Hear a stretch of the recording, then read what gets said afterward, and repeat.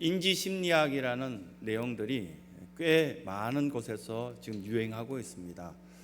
특별히 우리나라의 인지심리학을 연구하시는 어떤 교수님 가운데 김경일 교수님이라고 아주대 교수님으로 아주 이렇게 TV 방송에도 많이 나오고 그 강의가 가슴 시원하게 만들어주는 우리 마음 상태, 또 왜 힘들어하는지, 왜 우리가 그것을 미련을 못 버린지에 대해서 꽤 많은 부분에서 가르쳐주는 내용들을, 강의하는 내용들을 보게 됩니다. 그 가운데 최근에 인지심리학자들인 어떤 교수님 몇 분이 TV에서 보면은 강의를 듣고 성경에 일치한 내용이구나, 아주 멋지다라는 생각이 들었던 내용이 있습니다. 왜 힘들다 하는가, 그리고 그 힘든 것을 어떻게 해결할 것인가.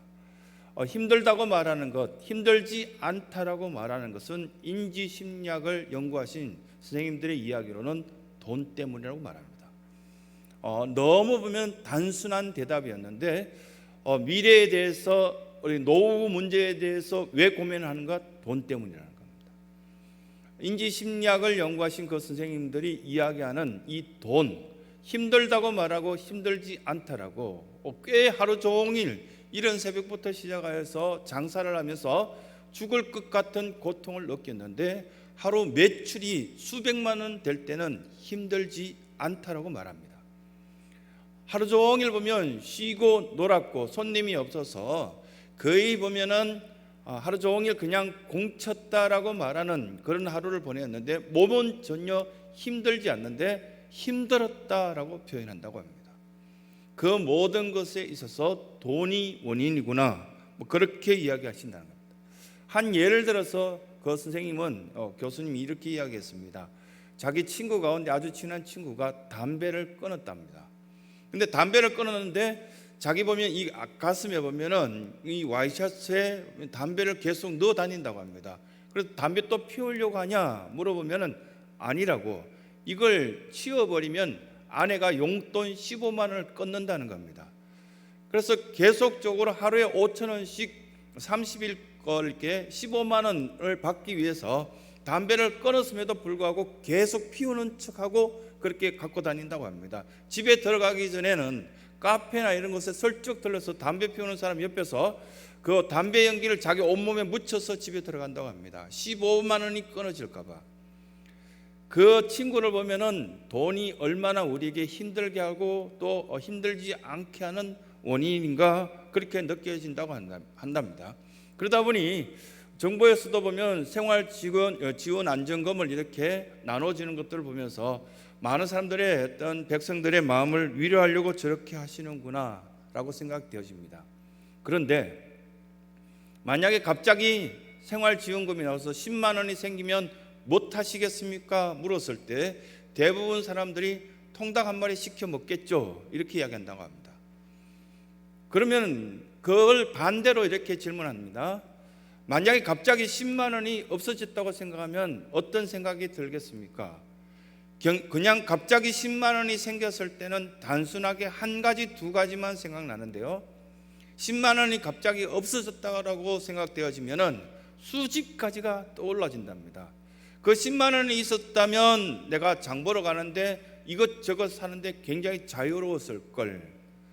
만약에 10만 원이 있었다면 우리 가족들이 하루 정도는 답답했던 가정을 탈출하여서 이렇게 유원지나 이런 곳에 가서 밥도 멋있게 사 먹고 하루를 즐길 수 있었을 걸. 근데 10만 원이 있었다면 이것도 저것도 수십 가지가 생각난다고 합니다. 힘들 때 작은 물질이 많은 어떤 도움이 되는구나, 그런 어떤 이야기가 되기도 한다는 겁니다. 그런데 이런 이야기를 2002년 노벨 경제학상을 탄 어떤 프린스턴 대학교의 교수님이 이미 이 이야기를 하셨더라고요. 다니엘 카너번이라는 이 교수님은 사람들이 이렇게 생각하는 그 돈은 관념을 조작해서 만들어 놓은 것이 돈이라고. 왜냐하면 그 예를 든 어떤 이야기가 있었는데, 아프리카의 원주민 마을에 들어가서 한국 사람들이 보면은 그 사람들이 이 한국 사람들을 환영하려고 춤도 추고 그 앞에서 악기도 연주하고 해서 너무 고마워서 한국에서는 아주 이렇게 귀하게 사용되지는 5만 원권 지폐를 함께 갔던 여러 성도들과 함께 쭉 모아서 그분에게 드렸다 합니다. 근데 그 원주민에 있는 원주민들이 5만 원짜리 지폐를 한 10장 정도 받았는데 아무 느낌이 없고 이 종이를 왜 주지라는 어떤 생각을 하더라는 겁니다. 이게 돈이라는 겁니다. 관념을 조작하여서 만들어 놓은 것이 돈이라고. 이 돈은 우리가 지금 이 지역에 이곳에 있는 동안만 가치 있고 있는 동안만 잠깐 동안 우리 머릿속에 그 모든 것들을 기준해서 조작하여서 생각하는 기준일 뿐이지 아무것도 아니라고 말하는 것이 인지심리학적인 이야기입니다. 성경에서 그래서 사도 바울이 돈을 사랑함이 일만하게 뿌리가 된다라는 이야기를 하신 이유가 여기에 있었구나. 왜 우리가 이렇게 염려하고 걱정하고 경제적인 문제가 왔다 환란이 왔다 그렇게 하면서 있지도 않은 이야기까지 100가지 정도 고민은 계속 안고 다니는 우리 안타까운 모습들이 있지 않나 생각되어집니다. 시대적인 어떤 상황의 아픔을 이야기하기 위해서 자기의 이름을 보면은 주께서 내던지시다라는 어떤 이름의 뜻으로 이렇게 이름을 만들어 놓은 예레미야를 보게 됩니다. 그 예레미야는 시드기야 왕 9년에 보면은 그 왕이 두 눈이 뽑힌 채로 끌려가는 어떤 모습들을 보게 되고 자기 백성들이 너무 굶주려서 아우성치며 하나님 도대체 어디 계십니까? 라고 기도하는 어떤 내용들을 예레미야가 예언한 그대로 그의 눈 속에서 보게 됩니다. 얼마나 괴로웠을까. 근데 그 내용들 전체를 잘 정리해서 하나님 앞에 슬픈 노래로 부르는 것이 예레미야 애가스입니다. 이 예레미야서는 레먼테이션이라는 어떤 이 애가 슬프다. 그래서 1장 예레미야 애가서 1장 1절, 2장 1절, 4장 1절에 똑같은 단어 나오죠. 슬프다. 근데 NIV 성경을 갖고 계신 여러분들 보십시오. 슬프다라고 나옵니까? 레멘테이션이라고 나옵니까? 레멘트라고 나오지도 않고요. 어떻게 나옵니까? how라고 나옵니다. 어찌라는 어떤 단어를 왜 붙여놨을까? 어찌 이런 일이 있을 수 있습니까? 도대체 하나님은 계신 겁니까? 이런 어떤 질문을 하고 있는 예레미야의 노래 속의 첫 구절이 how가 나오는구나. 도대체 이해가 되지 않은 어떤 해석을 갖고 있었습니다. 꽤 보면 이 how라는 단어를 붙잡고 한 주 내내 몸부림쳤던 것을 생각납니다. 여러분 괴롭고 힘들면 눈물을 흘리시는데 언제 눈물을 흘리십니까? 몸이 아플 때. 그런데 몸이 아플 때 눈물을 흘릴 정도 아프면 정말 심각한 겁니다. 그런데 몸이 아플 때 눈물을 흘린 사람은 거의 없어요. 아프다고 괴롭다고 너무 힘들다라고 말은 하지만 눈물 잘 흘리지 않습니다. 반면에 마음이 괴롭고 아프면은 가장 먼저 반응하는 것이 눈물부터 나오고 공허하기 짝이 없고 내가 왜 살았나 그런 생각들을 갖게 되죠. 이것보다 더 심각한 것이 사명대로 살지 못하였을 때, 성취되는 것이 없었을 때, 회사를 경영하는 CEO들이나 아니면 전체 리더들이 이렇게 이루어져야 될 것들이 이루어지지 않고 망가뜨려질 때 이것들을 바라보면서 괴로움은 몸이 아프고 마음이 괴로운 것보다 훨씬 더 심각합니다. 이런 어떤 모양들이 이렇게 하나님의 제자들에게 또 여러 예수님의 제자들에게 나타났던 한 모습이 아니겠나 생각되어지는데, 이런 이야기가 최근에는 이렇게 보면 인터넷을 켜놓으면은 여러 글들이 쭉 올라오는데 자기 실명을 이름을 이렇게 이야기하면 누군지 알만한 사람인데 얼마나 힘들면 자기 이름을 실명으로 이렇게 거명하면서 또 사진까지 올려놓으면서 저 이렇게 힘듭니다라고 고백한 40대 중반의 여성이 있었습니다.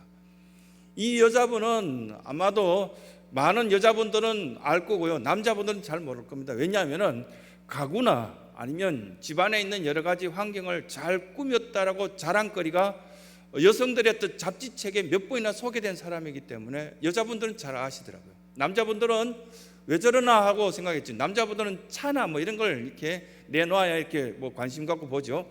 뭐 집에 있는 그릇들 이렇게 찍어서 이렇게 사진을 올려놓으면 아마도 관심이 없었을 거다 생각되어집니다. 40대 중반에 되는 이 여성분이 장문의 글을 왜 올렸을까? 자기 사진까지 이름까지 공개하면서 올렸던 내용 가운데 보면은 여러 사람들이 읽고 같이 눈물을 흘려주었던 그런 내용이 이번 주에 있었습니다. 뭐냐 하면은 남편이 20년 동안 같이 살았던 남편이 어느 날 좀 몸이 좋지 않다 해서 병원에 슬쩍 들렀는데 병원의 의사 선생님이 아내 되신 분 맞습니까? 예, 맞습니다 라고 말하자 언제인지 모르겠지만 마음의 준비를 하십시오 라는 이야기를 듣게 되었습니다. 너무 보면은 이건 잔인한 어떤 판정이다라는 어떤 생각이 들었는데 실제 이런 어떤 일들이 있게 되자 그달 이게 보면은 표지에 보면 자기 집이 공개된 내용이 표지에 나왔는데 얼마나 집이 예쁘고 아름다운지 그 집이 이 여성 잡지의 표지로 나왔습니다. 그 정도로 집을 예쁘게 꾸몄고 그동안 20년 동안 남편과 함께 고생하여서 벌어놓은 돈으로 집 구석구석의 명품으로 옷도 모든 것들이 명품으로 그리고 또한 집 앞에 잔디밭도 깨끗하게 이렇게 단장하여서 이 보면 잡지책에 공개하였는데 그 집에 들어가서 며칠 살았는지 기억도 안 난다고. 지금은 남편을 간호하기 위해서 이렇게 삐걱거리는 간이 침대에서 며칠째 지낸지 모르겠습니다 라고 그렇게 글을 올렸고요. 그렇게 화려하다고 전 세계에서 가장 좋은 그릇이라고 이게 진열된 그릇들을 수많은 여성들에게 공개하기 위해서 사진 찍어서 SNS에서 올리고 여러 사람들에게 자랑했던 그 그릇을 사용해 보지도 못했다라고. 그리고 자기 안방 속에 있는 쭉 이렇게 진열장처럼 되어 있는 명품 가방들 수십 개를 이렇게 여러 사람들에게 사진 찍어서 보여주었지만 그 가방들 한 번도 사용하지 못하고 지금 병원 안에서 겨우 보면 종이 가방 500원짜리 1000원짜리를 써서 그 속에 남편이 즐겨 먹는 과일을 담아온다든가 그렇게 하고 있다고. 그 명품 그릇은 사용하지 못하고 플라스틱 그릇과 일회용 접시, 일회용 숟가락, 일회용 젓가락을 사용하고 있다. 그런 어떤 이야기를 쭉 공개하였습니다. 그러면서 제 마음이 얼마나 아플까요? 오늘 또 주치 의사 선생님은 마음의 준비를 하시고 계시면 좋을 것 같다라는 이야기를 또 했다는 겁니다. 그러면서 그 앞에 있는 모든 것들을 쭉 돌아보았더니 이건 나에게 신이 하나님이 나에게 준 특별한 선물이었구나. 주실 때 잘 사용하여서 여러 사람에게 덕을 끼쳤어야 될 텐데 그렇지 못한 나의 어리석음이 이 속에 가득 담겨져 있구나 라는 어떤 내용으로 글이 맺혀진 것을 보게 되었습니다. 우리는 터널을 지나가고 있습니다. 신앙생활을 하는 여러분들에게는 구별되어야 될 여러 가지 일들이 있기 때문에 먹는 것, 입는 것, 생각하는 것, 가야 되는 것, 이 모든 것들에 여러 가지 터널이 있습니다. 그런데 터널이라고 하나님께서 우리에게 표현하신 이유가 있다면 터널은 끝이 있다는 겁니다. 터널이 영원한 터널은 없습니다. 만약에 터널이 잘못되어지면 입구가 막힙니다. 돌아가라고 합니다. 이 터널은 터널이 아니라고 알려줍니다. 반면에 우리에게 왜 이렇게 터널이라고 이야기하는가? 그 터널 속에서 하나님은 우리에게 기도하라는 어떤 명령의 말씀들을 전하실 때가 있습니다. 기도하라는 이야기를 할 때는 언제 우리에게 기도하라고 말씀하실까? 아마도 대화하고 싶을 겁니다. 대화하고 싶으셔서 하나님이 우리의 심령을 놓고 하시면서 너와 함께 대화하고 싶은데 너는 어떻게 생각하니? 제가 지금 바쁜데요. 제가 지금 기도가 유창하게 되지 않는데요. 환경이 좋지 않은데요. 전 기도하기 싫어요. 이렇게 했을 때 이렇게 대화가 되지 않을 뿐이지 하나님은 우리에게 계속적으로 기도를 원하고 계신다는 겁니다. 왜냐하면 빨리 터널의 문제가 끝났으면 하는 그런 말씀들을 우리에게 해주고 있는 것입니다. 18절 말씀에 보시면은 우리가 함께 읽었던 18절에 나의 힘과 여호와께 대한 내 소망이 끊어졌도다. 에레미야가 하나님의 종이고 선지자인데 이 정도로 이야기할 정도면 심각한 건 아니겠습니까? 굉장히 심각했습니다. 재난이 계속되면 마음이 무너지고요, 생각이 무너지고 다 모든 것들이 중단되는 것을 보게 됩니다. 지난주에도 예배를 마치고 너무 답답하니까 걸어서 안양천으로 나가고 이렇게 보면은 여의도까지 한번 걸어가 볼까 이렇게 걸어서 나가봤는데요, 일주일에 한 50km 걸었거든요. 일주일에 한 50km 걸으려면 하루에 한 7km 정도는 걸어야 돼요. 이 걸어 다니면서 이렇게 보니까 사람들이 답답해서 못 견뎌합니다. 너무너무 힘들어합니다. 견디지 못할 정도로 괴로워합니다. 그런데 터널이라고 생각하지 않습니다.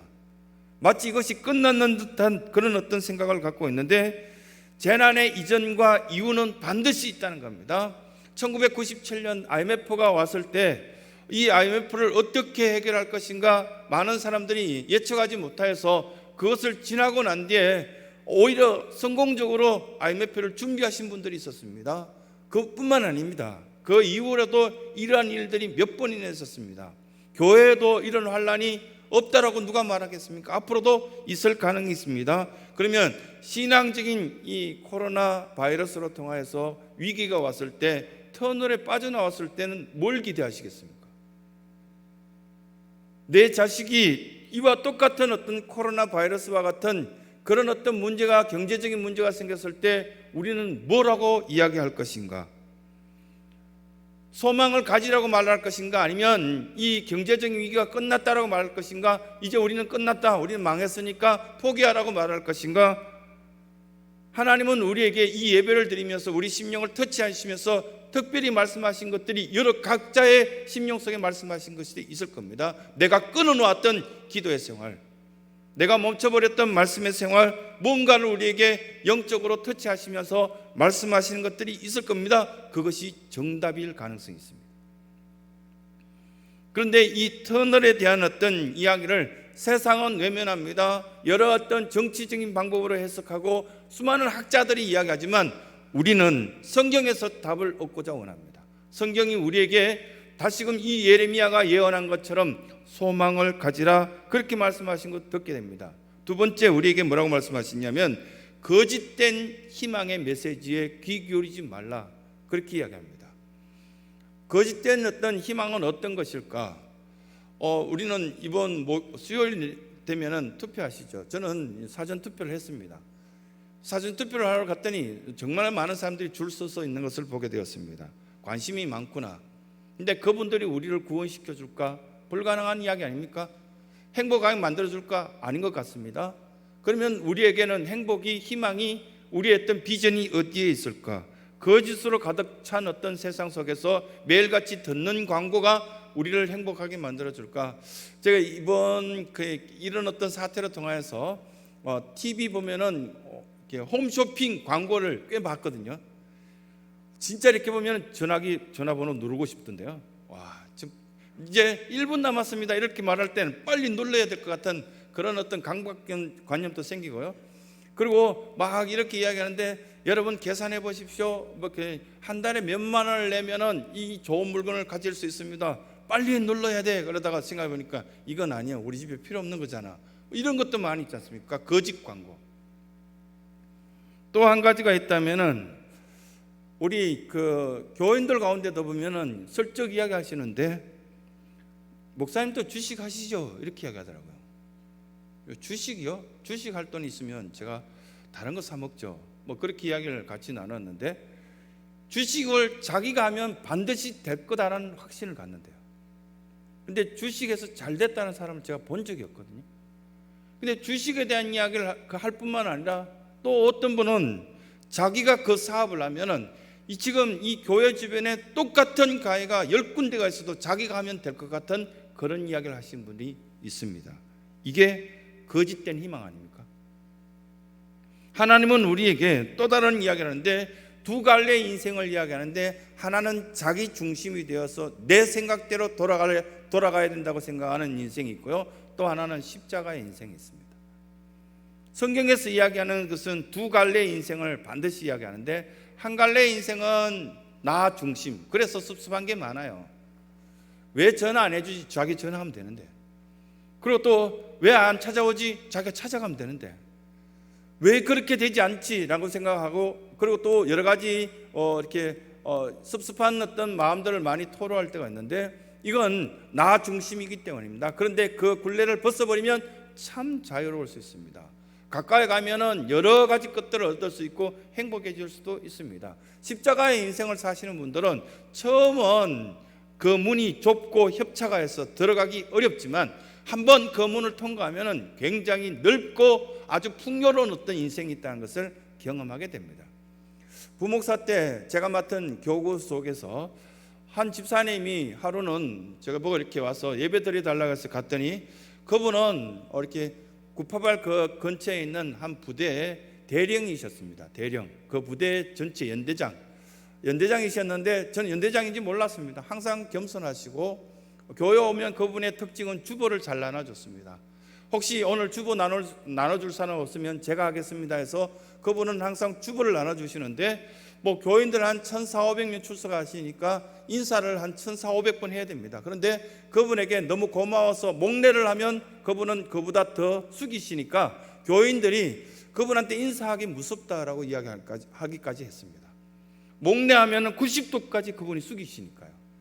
나중에는 그냥 허드렛 일을 하는 줄 알았더니 예배를 드리고 난 뒤에 이야기하다 보니까 오랫동안 이곳에서 연대장 생활을 했는데 겸손하면 참 편하다는 걸 알게 되었습니다 라고 이야기하시면서 이렇게 교회에서 목사님들이 제게 가르쳐준 것 하나가 있다면 이것이 겸손의 길이고 겸손의 길이 십자가의 길이라는 걸 알게 되었습니다. 십자가의 길을 같이 걷는 사람들은 늘 행복하답니다. 그런 어떤 이야기를 듣게 되었습니다. 부끄럽게 짝이 없는 어떤 이야기 있습니다. 그 사람을 이렇게 얼굴이 아직도 떠오릅니다. 그분이 문 앞에서 교회 앞에서 주보를 나눠줄 때 거의 90도에 가깝게 이렇게 숙이시면서 성도들에게 인사를 하고 주보를 한 장씩 나눠주는 걸 볼 때 참 멋있다라는 생각을 지금도 갖고 있습니다. 10절에 보면 19절에 보면 이렇게 말씀합니다. 내 고초와 재난 곧 쑥과 담즙을 기억하소서. 내 어렵고 힘든 그 시간을 거쳐왔다면 좀 연단되고 단련되었다면 새로운 어떤 희망을 가져야 됩니다. 아직도 거짓된 희망 속에 빠져서 생활한다면 또 어리석게도 망할 거 아니냐고. 보면은 여러 가지 노름이나 아니면 잘못된 게임이나 이런 것들에 빠져서 내 인생이 깨어지는 것을 봤다면 지금 전에는 19절 말씀처럼 내 고초와 재난 곧 쑥과 담즙을 기억하여 달라고 한번 기도했다면 돌아설 줄 알아야 되는 거 아닙니까? 한번 망가져보고 기도하지 않아서 너무너무 어려웠다면 기도할 줄 알아야 되겠고, 문제를 만나면 뿌리채 흔들렸던 나의 신앙생활을 한번 수정해 볼 수 있는 지혜가 있어야 될 텐데 왜 그대로 사느냐, 이 예레미야 애가서로 통하여서 우리에게 말씀하신 것들을 보게 됩니다. 욥도 이렇게 기도한 적도 있죠. 기도해도 별 수 없네. 하나님은 도대체 어디 계시는 거야? 앞에도 계시지 않고 옆에도 계시지 않고 좌를 봐도 우로 돌아봐도 없네. 그런데 그의 고백은 오직 그가 나의 갈 길을 아신다고, 나를 단련하신 후에 순금같이 나오게 만들어질 하나님을 나는 믿는다, 그런 고백들을 보게 됩니다. 그래서 우리의 26절의 결론적인 어떤 말씀이라 할 수 있는데, 사람이 여호와의 구원을 바라고 잠잠히 기다림이 좋도다. 근데 25절, 26절, 27절, 27절은 읽지 않았는데요, 25절하고 26절 제가 가진 성경책에는 옆에 보면은 히브리어로 약간씩 나옵니다. 근데 그 히브리어로 신학교 히브리어 시험을 치거나 신학교에서 수업을 들을 때 토브라는 단어를 자주 이렇게 교수들이 언급하면서 암기시킵니다. 이 토브라는 단어는 좋다, 선하다. 그런데 25절 끝부분에 보면 선하다, 토브, 26절에도 보면 좋다, 토브, 27절 끝부분에도 좋다, 토브. 뭐가 좋으냐? 여호와께서 하나님께서 나를 버리지 않고 반드시 나를 승리하게끔 만들어 주실 것이다, 그 마음을 믿고 기다리는 것이 좋다. 지금 우리가 결단하고 우리가 믿고 의지해야 될 것이 있다면 한 줄기의 빛은 하나님께서 나에게 약속하신 언약의 말씀을 믿고 의지하는 것이 하토브, 가장 좋다. 하는 관사거든요. 하토브, 그 좋은 말씀은 내가 버리지 않고 이 말씀대로 살기를 결단합니다.